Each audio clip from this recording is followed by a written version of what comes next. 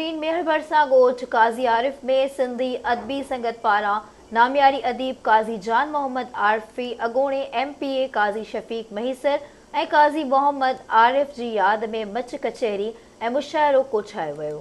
Report कर रहा है मंजूर महसर। नामियारे अदीब काज़ी जान मोहम्मद आरिफी अॻूणे MPA काज़ी शफ़ीक महीसर काज़ी मोहम्मद आरिफ जी याद में मच कचहरी ऐं यादगार मुशाइरो मेहर भरसा ॻोठ काज़ी आरिफ में थियो। मच कचहरी ऐं यादगार मुशाइरे में वॾे तादाद में अदीबनि, शाइरनि, सहाफ़ियुनि ऐं सियासी समाजी अॻुवाननि शिरकत कई। मच कचहरी में ॻाल्हाईंदे नामियारे अदीबनि, आलमनि, मुहक़िक़नि जोहर ब्रोही, हाफ़िज़ अज़ीज़ुल्लाह मयसर, सैयद सिकंदर अली शाह, ॼाम इनामुल्लाह, गस्टा सिंध जे सदर मसूद मयसर, आज़ाद अनवर कांदड़ो, सरमद ब्रोही ऐं ॿियनि चयो त सिंध इजादनि जी माउ आहे। सिंध शानदार तहज़ीब ऐं सक़ाफ़त रखंदड़ आहे। मच कचहरियुनि मां नौजवान नस्ल खे उत्साह मिले थो। काज़ी आरिफ जा आलिम अदीबनि पंहिंजे कम ज़रिए सुञाणप पैदा कई। काज़ी आरिफ मां माज़ी में बि इल्मु अदब जो मर्कज़ रहियो आहे। असांखे पंहिंजी सक़ाफ़त उजागर करणु खपे। सिंध खे हथ सां इंतिहा पसंदी वर चाढ़ियो वियो आहे। उन मौक़े ते अदबी मुशाइरो थियो, जंहिंमें नामियारनि शाइरनि आजिज़ सरगाणी, सरमद ब्रोही, असगर चांडियो, काज़ी अयाज़ मयसर ऐं ॿियनि पंहिंजी शाइरी ॿुधाई, जॾहिं त फ़नकार नदीम चांडियो क़ौमी गीत ॻाए माण्हुनि खे जुमाए छॾियो। तक़रीब खे काज़ी वाजिद मयसर, काज़ी लुत्फ़ मयसर, अब्दुर्रहमान कमरानी ॿियनि ख़िताब कयो। सिंध, सिंधी क़ौम, सिंध जी ज़मीन, सिंध जी ॿोली, इहा असांजी सुञाणप ऐं ही मच कचहरियूं इहे सिंध जी सक़ाफ़त जो हिकु हिसो आहे। सिंध जी सुञाणप खे असां जेकॾहिं यादि कंदासीं ऐं जेकॾहिं असांखे पंहिंजो पाण खे सिंधी सम्झणो आहे ऐं सिंधी को ठाहिणो आहे ऐं सिंध सां पंहिंजी सुञाणप करणी आहे त असांखे ही पंहिंजूं मोहबतूं इहे क़ाइमु रखणियूं पवंदियूं। वो जेके मच कचहरी उन्हनि में सुगर अचनि था, आलिम अचनि था, अदीब अचनि था, ॾाहा अचनि था, सहाफ़ी अचनि था।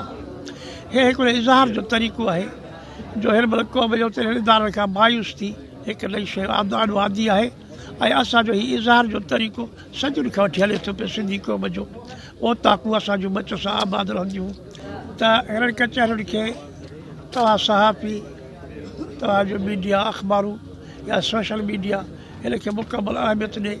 हीअ हिकिड़ा यादगीर आहिनि, हे हिकिड़ा मेला आहिनि जेके तक़रीबन कॾहिं कॾहिं थींदा आहिनि, हर वक़्तु मेलो न हूंदो आहे। तमामु बहितरीनु आहे ऐं हिन खे बाक़ाइदे क़ौमी हैसियत ॾिनी वञे ऐं हीअ मच कचहरी असांजी अदब जी शुनास थींदी, अदब जी लेवल जी ख़बर पवंदी।